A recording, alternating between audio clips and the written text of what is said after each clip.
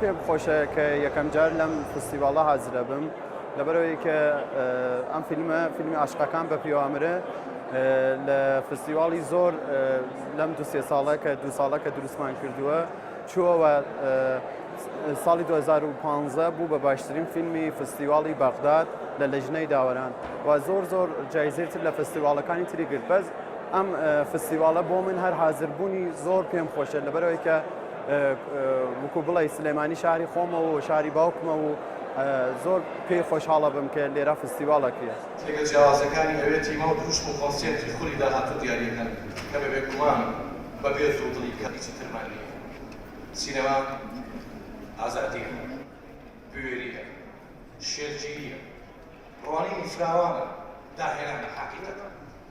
بۆیە دەدەێت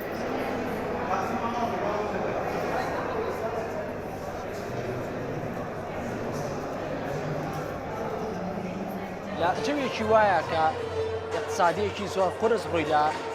کوردستان کردەوە بەڕاستی دروستکردنی فستیڤاڵێکی وە شایانی دەستخۆشێکی زۆر لەبەرەوەی سینەما یاخی جارە بەیانی هەموو لایەنێکە سیاسی بێت چێ هونەری بێت چێ لایەنی کۆمەڵایەتی ئینسانەکان و حیاتێکی قورسی ئەو میلەتە گەیەنێ سینەما ئەتوانێت هەمووی بگەێنێن.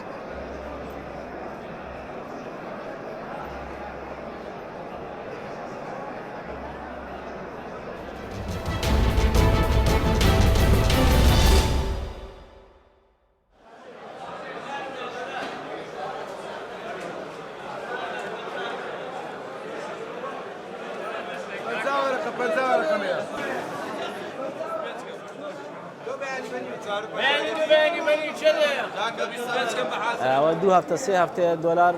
بە بەردەوام لە بەرز بنەوەدایە ئەوش بۆ چەند هۆکارێک دەگەڕێتەوە یەک لەوانە وەزعی سیاسی کەمێک نالەبارە بەعام و دوو مەسەلەی عوتلات زۆر تەسیری هەیە لەبەرەوەی کە عوتڵی بانکی مەرکەزی ڕۆژانە دۆلاری تەوزیع ناکات لە بازاڕەکان.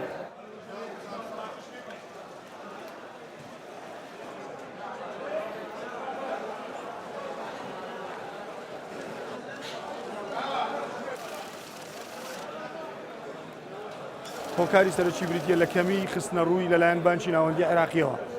هەر کاتێک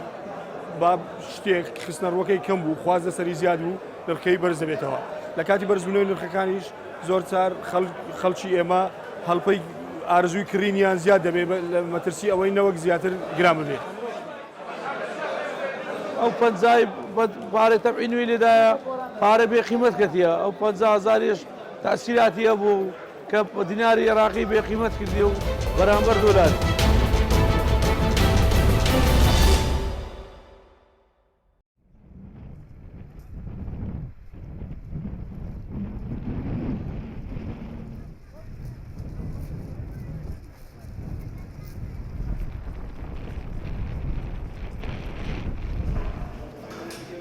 ئەف سنتەری کۆمەڵاتی مەڤەکرد و بڕاستی وان سنتەرە ئەوێن کومە الكامبين ديجي الباجروكين ديجي فكري كاريجريكا جالك باش هبوات خدمت كردنا كومالجهي دا لأنا كدي جرينج موضوع خندني بو كوما جرينجيكا بردوام بداية الفيدا فري والدفري ديجي أو جي فكرنا دو قطاب خانة بو جهك ياري جهك بو زاروكا كوبراستي